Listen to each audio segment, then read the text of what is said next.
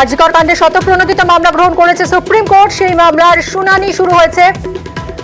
চিকিৎসকদের কাছে সর্বোচ্চ আদালতের অনুরোধ তারা যাতে আন্দোলন প্রত্যাহার করে নেন। আরজিকরে এফআইআর নিয়েও প্রশ্ন তুলেছে সুপ্রিম কোর্ট। সকালে জানা গেল চিকিৎসক খুন। সুপ্রিম কোর্ট রাত 11:45-এ কেন এফআইআর হলো? সুপ্রিম কোর্ট প্রশ্ন তুলেছে। পরিবারের অভিযোগে এফআইআর রুজু। হাসপাতাল কর্তৃপক্ষ কেন এফআইআর করলো না? প্রশ্ন তুলেছে সুপ্রিম কোর্ট। পুলিশ কি করছিল? উর্দিধারীদের ভূমিকা নিয়ে প্রশ্ন প্রধান বিচারপতির। এরই পাশাপাশি আন্দোলন প্রত্যাহারের অনুরোধ জানিয়েছেন শীর্ষ আদালতের প্রধান বিচারপতির বেঞ্চ। মৈত্রেয়ী আমাদের সঙ্গে সরাসরি রয়েছে। মৈত্রেয়ী, সুপ্রিম কোর্টের কি পর্যবেক্ষণ একটু যদি জানাও।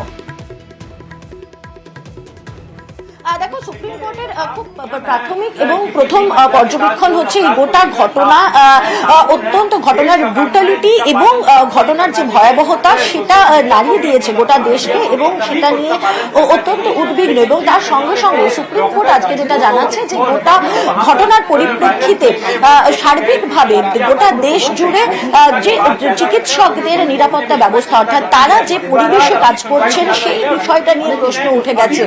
আজকে শুনানি শুরু হওয়ার পরেই কিন্তু সুপ্রিম কোর্টের তরফ থেকে একের পর এক প্রশ্ন ধেয়ে আসে রাজ্যের আইনজীবীর জন্য। সিজিআই ডিওয়াই চন্দ্রচূড় এবং তার ডিওয়াই চন্দ্রচূড়ের বেঞ্চ প্রশ্ন করতে থাকে যে কেন এফআইআর দেরিতে হয়েছিল, প্রিন্সিপালের ভূমিকা কি ছিল, এবং একই সঙ্গে কেন ঘটনা যখন ঘটলো তার কতক্ষণ বাদে এফআইআর হলো এবং কেন এতক্ষণ বাদে এফআইআর করা হলো, কেন পরিবারকে কে ফোন করে জানিয়েছিলেন পরিবারকে যে আত্মহত্যা করার কথা বলা হয়েছিল, এবং সেটা যদি জানানো হয় তাহলে কে জানিয়েছিল এবং সেটা কখন জানিয়েছিল, পরিবারকে কেন দেখতে দেওয়া হয়নি। এই ধরনের একাধিক প্রশ্ন আজকে চিফ জাস্টিস অফ ইন্ডিয়ার কাছে উঠে আসে। একই সঙ্গে তারা বলেন যে এই যে ঘটনাটি ঘটেছে আরজিকরে গত 9 অগস্ট যে ব্রুটাল এবং শকিং ঘটনা ঘটেছে তার কয়েকটি পর্যায় রয়েছে যেগুলি সুপ্রিম কোর্টকে চিন্তার মধ্যে রাখছে। এক, যে নির্যাতিতা চিকিৎসক, তার ছবি, তার নাম এবং তার একাধিক ভিডিও সেগুলি সোশ্যাল মাধ্যমে এবং বিভিন্ন মাধ্যমে সেগুলি ছড়িয়ে পড়েছে এবং যেটা যথেষ্ট উদ্বেগের। তার কারণ একজন নির্যাতিতার এভাবে তার নাম, ছবি, পরিচয় প্রকাশ্যে এসে যাওয়া একেবারে অনভিপ্রেত ঘটনা। তার পাশাপাশি তিনি প্রশ্ন তুলছেন যে চিকিৎসকদের সার্বিক নিরাপত্তার প্রশ্নে এবং সেই নিরাপত্তার প্রশ্নে কিন্তু দাঁড়িয়ে আজকে সিজিআই তরফ থেকে বলা হয়েছে দুটি মূলত বিষয় তারা বলেছেন। এক, সিবিআই তদন্ত কতদূর এগিয়েছে, সেই সিবিআই তদন্ত কতদূর এগিয়েছে সেই বিষয়ে একটা বিস্তারিত রিপোর্ট তারা আগামী বৃহস্পতিবার জানতে চেয়েছেন। একই সঙ্গে তারা জানাচ্ছেন যে আজকেই তারা একটি ন্যাশনাল টাস্ক ফোর্স গঠন করছেন, যে ন্যাশনাল টাস্ক ফোর্সে বিভিন্ন পর্যায়ের বিভিন্ন ক্ষেত্রের চিকিৎসকেরা থাকবেন এবং এই চিকিৎসকরা তাদের দায়িত্ব হবে যে সুরক্ষার ক্ষেত্র, অর্থাৎ বিভিন্ন যে ঘটনা ঘটছে এবং চিকিৎসকদের বিশেষত জুনিয়র চিকিৎসকদের সার্বিক নিরাপত্তা যেভাবে বিঘ্নিত হয়েছে সেই দিকগুলো তারা খতিয়ে দেবেন এবং তারা প্রধান বিচারপতি, সুপ্রিম কোর্টের প্রধান বিচারপতির বেঞ্চের কাছে তারা রিপোর্ট করবেন এবং এই ন্যাশনাল টাস্ক ফোর্স তারা গোটা বিষয়টি খতিয়ে দেখে জানাবে চিফ জাস্টিস অফ ইন্ডিয়া বা চিফ জাস্টিস অফ ইন্ডিয়ার বেঞ্চকে। এর পাশাপাশি তারা অনুরোধ করেছেন, আজকে প্রধান বিচারপতি ডিওয়াই চন্দ্রচূড় অনুরোধ করেছেন যে জুনিয়র ডাক্তারদের সুরক্ষা নিশ্চিত করা এটা সর্বোচ্চ প্রায়োরিটি এই মুহূর্তে এবং তাকে অত্যন্ত গুরুত্ব সহকারে দেখা হচ্ছে। এটা ন্যাশনাল ইন্টারেস্টের ব্যাপার এবং সেটা সেইভাবেই সেই গুরুত্ব দিয়ে দেখা হবে। কিন্তু একই সঙ্গে যারা রোগীরা রয়েছেন তাদের কথা মাথায় রেখে আন্দোলন প্রত্যাহার করারও অনুরোধ আজকে প্রধান বিচারপতি, সুপ্রিম কোর্টের প্রধান বিচারপতি সেটা তিনি জানিয়েছেন জুনিয়র ডাক্তারদের। মিমি, একদমই মৈত্রী, এবং আজ এই সুপ্রিম কোর্টের পর্যবেক্ষণ কোন দিকে যায় এই মুহূর্তে গোটা দেশ তাকিয়ে রয়েছে সেদিকে।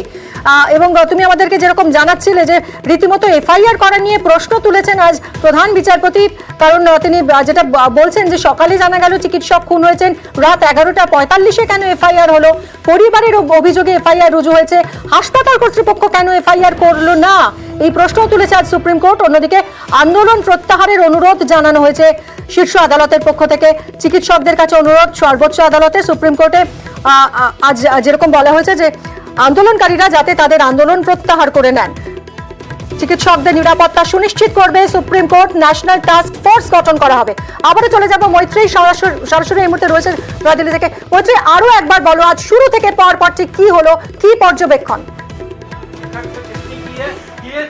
দেখো আজকের ঘটনা পরম্পরা যখন শুরু হয়, আজকে যখন এই 3 জাজের বেঞ্চ অর্থাৎ জাস্টিস ডিওয়াই চন্দ্রচূড়ের নেতৃত্বে 3 বিচারপতির বেঞ্চ যখন বসেন, তারা পরিষ্কার করে দিতে চাইছিলেন যে কেন তারা সুমোটো মামলাটি সুপ্রিম কোর্ট গ্রহণ করেছে, এবং সেখানে তারা উল্লেখ করেন যে একজন মহিলা চিকিৎসক, তিনি ধর্ষণ এবং খুন হয়েছেন তার কর্মক্ষেত্রে। এটি অত্যন্ত হরিফিক ঘটনা বলে উল্লেখ করে তিনি বলেন যে এটা এখন শুধুমাত্র যে একটি হরিফিক ঘটনা ঘটেছে সেটাই নয়, তার সাথে সাথে এটা প্রকাশ্যে এসে গেছে যে চিকিৎসকদের সুরক্ষার ব্যাপারে একটা সিস্টেমিক ফেলিয়ার হচ্ছে। অর্থাৎ দেশ জুড়ে কোথাও একটা চিকিৎসকদের সুরক্ষা দেওয়া, বিশেষত সেই সমস্ত জুনিয়র চিকিৎসকেরা যারা ঘন্টার পর ঘন্টা কাজ করেন, তাদের সুরক্ষা দেওয়া এবং তাদের যে কর্মপদ্ধতি, সেই জায়গায় কোথাও একটা বড় খামতি রয়েছে, সেটা তারা দেখেছেন এবং তিনি বলছেন যে তারা নিরাপত্তাহীনতায় ভুগছেন এবং তাদের কোনো ডিউটি রুম নেই।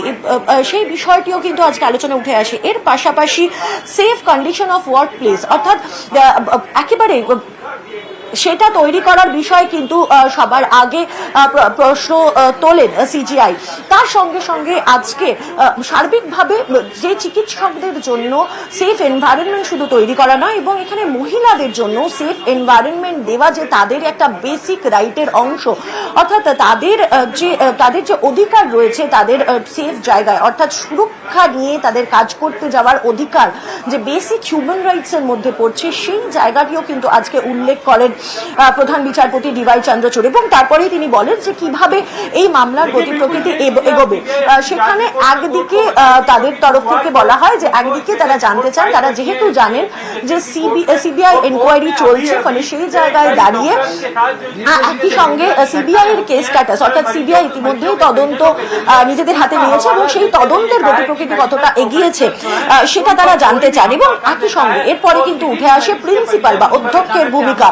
যে অধ্যক্ষ সন্দীপ ঘোষ, তার ভূমিকা নিয়েও কিন্তু এবার সুপ্রিম কোর্টে প্রশ্ন উঠে যায় যে তার ভূমিকা কি ছিল, তিনি কি করলেন, কেন তাকে তার চাকরি যাওয়ার সঙ্গে সঙ্গেই, তার চাকরি যাওয়ার মাত্র কয়েক ঘন্টা মধ্যে তাকে অন্য একটি হাসপাতালে তাকে পাঠিয়ে দেওয়া হলো। এই বিষয়ে কার্যত বিস্ময় প্রকাশ করেন প্রধান বিচারপতি। এবং তারপরে সন্দীপ ঘোষের ভূমিকা, কেন এফআইআর রুজু হলো না, কখন ঘটনা জানা গেল, এই ডাক্তারি ছাত্রী তার দেহ উদ্ধার কখন হলো, এবং সেই দেহ উদ্ধার হওয়ার পর কখন প্রথম পরিবারকে জানানো হলো এবং সেটাই বা কে জানালেন, এটাও জানতে চায় আজকে। একটা বিষয় একটু স্পষ্ট করতে চাইবো, এই যে সিবিআই এনকোয়ারি চলছে, সিবিআই কে কি স্ট্যাটাস রিপোর্ট দিতে হবে সুপ্রিম কোর্টে, এরকম কি কিছু বলা হয়েছে? একেবারে স্ট্যাটাস রিপোর্টই দিতে বলা হয়েছে। আমি যেমনটা বললাম যে বৃহস্পতিবার স্ট্যাটাস রিপোর্ট দিতে হবে, অর্থাৎ এই যে তদন্ত তারা শুরু করেছেন সিবিআই, সেই তদন্তের গতি প্রকৃতি কতটা এগিয়েছে এবং কোন জায়গায় তদন্ত দাঁড়িয়ে আছে, সেই স্ট্যাটাস রিপোর্টে কিন্তু বৃহস্পতিবার সুপ্রিম কোর্টের প্রধান বিচারপতির বেঞ্চে জমা দেওয়ার নির্দেশ দিয়েছেন প্রধান বিচারপতি ডিওয়াই চন্দ্রচূড়ের বেঞ্চ। একদমই মৈত্রী, আমাদের সঙ্গে থাকো। এখনো শুনানি চলছে আরজিকর মামলা নিয়ে, শতপ্রণোদিত মামলা গ্রহণ করেছে সুপ্রিম কোর্ট এবং সেই মামলার শুনানি চলছে। ইতিমধ্যেই অনেকগুলো বিষয় আজ উল্লেখ করা হয়েছে পর্যবেক্ষণ প্রধান বিচারপতির এই প্রধান বিচারপতির বেঞ্চের। এফআইআর নিয়ে প্রথমত প্রশ্ন তোলা হয়েছে। সকালে চিকিৎসক খুন জানা গেল এবং রাত 11:45 কেন এফআইআর হলো, পরিবারের অভিযোগে এফআইআর রুজু হলো কেন, হাসপাতাল কর্তৃপক্ষ এফআইআর করলো না, হাসপাতাল কর্তৃপক্ষকে কাঠগড়ায় দাঁড় করানো হয়েছে। অন্যদিকে সন্দীপ ঘোষ অধ্যক্ষের ভূমিকা নিয়ে প্রশ্ন তোলা হয়েছে। সন্দীপ ঘোষ তিনি আরজিকরের অধ্যক্ষ পদে ইস্তফা দেওয়ার পরই আবার কিভাবে অন্য কোথাও তিনি যোগ দিলেন তা নিয়েও প্রশ্ন তুলেছে আজ সুপ্রিম কোর্ট। সিবিআই এনকোয়ারি চলছে এই মুহূর্তে এবং সিবিআই এর গতি প্রকৃতি কোন দিকে, কতটা এগোলো তাদের তদন্ত, এই নিয়ে স্ট্যাটাস রিপোর্ট তলব করা হয়েছে। প্রধান বিচারপতি তিনি মন্তব্য করেছেন যে একটা ন্যাশনাল টাস্ক ফোর্স গঠন করা হবে এবং চিকিৎসকদের নিরাপত্তা সংক্রান্ত বিষয় অনুসন্ধান করে দেখবে সেই task force. Junior doctor, senior doctor তারাও থাকবেন, বিশেষজ্ঞ চিকিৎসকরা থাকবেন এই টাস্ক ফোর্সে। এই টাস্ক ফোর্স পরিস্থিতি খতিয়ে দেখে প্রধান বিচারপতির বেঞ্চকে রিপোর্ট করবে। এখনো শুনানি চলছে, শুনানির অভিমুখ কোন দিকে তা জানতে উদ্গ্রীব গোটা দেশ। আবারও চলে যাব মৈত্রীর কাছে। মৈত্রী, আর কিছু জানা যাচ্ছে, শুনানিতে কি উঠে আসছে?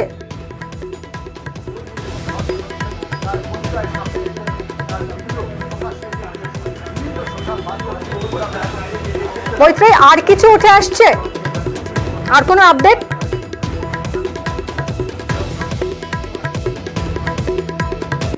আবারও আমরা যোগাযোগ করব মৈত্রীর সঙ্গে এবং এই মুহূর্তে আরজিকর মামলা শতপ্রণোদিত যে মামলা গ্রহণ করেছে সুপ্রিম কোর্ট, তার শুনানি চলছে। শুনানি হচ্ছে প্রধান বিচারপতি চন্দ্রচূড়ের নেতৃত্বাধীন 3 বিচারপতির বেঞ্চে এবং ইতিমধ্যেই পুলিশের ভূমিকা নিয়ে উৎসাহ প্রকাশ শীর্ষ আদালতে। মহিলাদের জন্য সেফ এনভায়রনমেন্ট দেওয়া দরকার, তাদের সেটা বেসিক হিউম্যান রাইটের মধ্যে পড়ে। আজ এরকমই মন্তব্য প্রধান বিচারপতির বেঞ্চের। কিভাবে মামলার গতি প্রকৃতি এগোবে সেই নিয়ে সিবিআই এনকোয়ারি যে চলছে তার গতি প্রকৃতি কতটা এগোলো সেই নিয়েও আজ মন্তব্য করেছেন প্রধান বিচারপতি এবং সিবিআইকে স্ট্যাটাস রিপোর্ট জমা দিতে হবে বৃহস্পতিবারের মধ্যে। মৈত্রীর সঙ্গে আবারও আমরা যোগাযোগ করেছি। মৈত্রী, শুনানি আরো কিছুটা এগোলো, আর কোনো আপডেট আসছে? কি পর্যবেক্ষণ সুপ্রিম কোর্টে?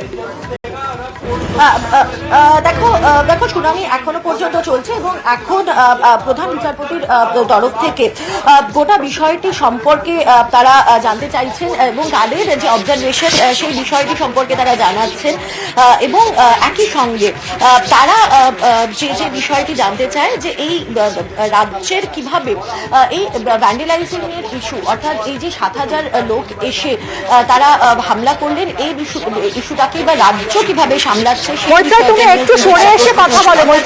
মৈত্রী, তুমি একটু সরে এসে কথা বলো প্লিজ, স্পষ্ট শোনা যাচ্ছে না। হ্যাঁ, এবার বলো। দেখো আমি যেমনটা তোমাকে বলছিলাম যে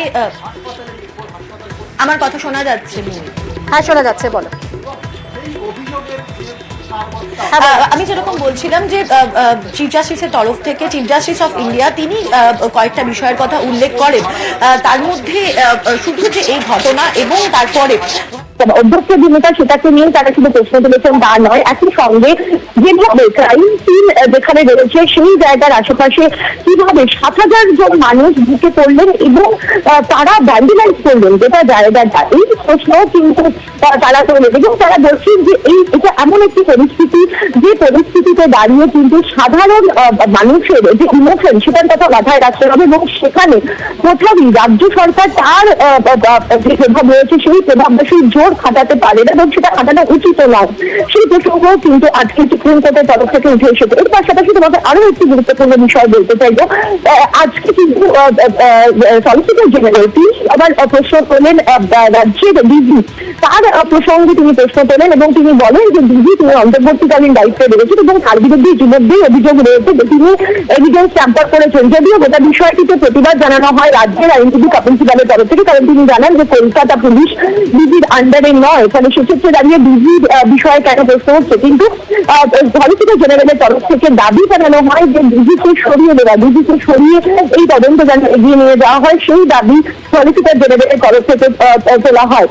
সার্বিকভাবে এই মুহূর্তে এখনো সুপ্রিম কোর্টে সেই হিয়ারিং চলছে এবং তারা তাদের অবজারভেশন তারা পেশ করছেন এবং সার্বিকভাবে তারা একদিকে যেরকম আমি যেরকম একটু আগেই বলছিলাম যে একটি ন্যাশনাল টাস্ক ফোর্স তারা তৈরি করছেন এবং জুনিয়র ডাক্তারদের আন্দোলন প্রত্যাহারে তারা যখন অনুরোধ করছেন চিকিৎসকদের কাছে, একই সঙ্গে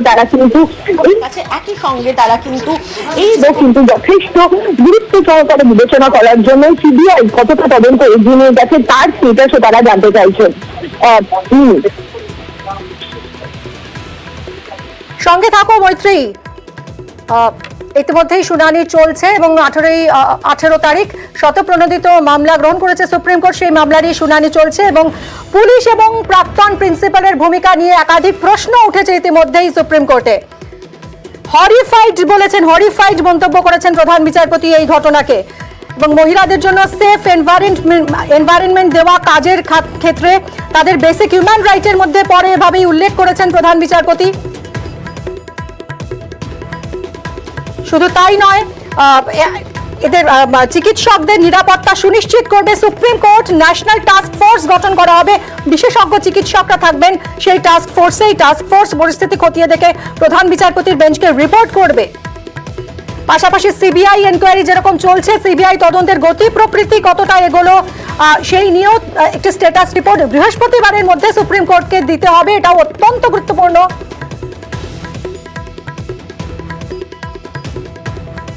চিকিৎসকদের নিরাপত্তা নিশ্চিত করা দরকার এবং প্রধান বিচারপতির মন্তব্য যে এটা নির্দিষ্ট কোনো ঘটনা নয়, আমরা দেশ জুড়ে চিকিৎসকদের নিরাপত্তা বিষয়টি নিয়ে আলোচনা করব। চিকিৎসকরা যাতে নিরাপদে কাজ করতে পারেন সেই দিকটা নিশ্চিত করা দরকার। পাশাপাশি প্রধান বিচারপতি তিনি প্রশ্ন তুলেছেন যে মহিলারা নিরাপদে কাজে যেতে না পারলে সমাজে সবার অধিকার থাকবে কিভাবে। তার মন্তব্য, মৃতার নাম এবং ছবি ছড়িয়ে পড়ার ঘটনায় উদ্বিগ্ন সুপ্রিম কোর্ট।